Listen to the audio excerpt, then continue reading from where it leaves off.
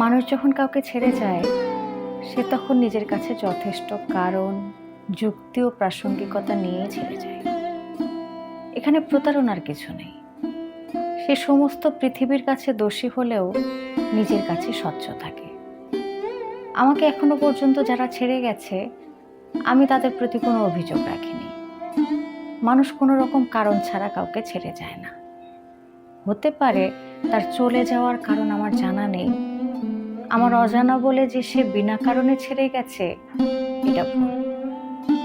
তুমি একটা জিনিস খেয়াল করবে, তোমার নিজের কাছে তোমাকে কখনো প্রতারক মনে হবে না।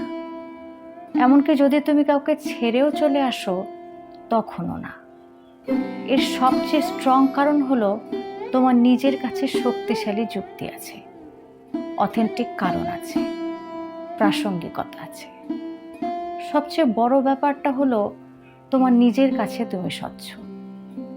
আমি বেশিরভাগ সময় দেখেছি কেউ ছেড়ে চলে গেলে তাকে প্রতারক বলা হয়।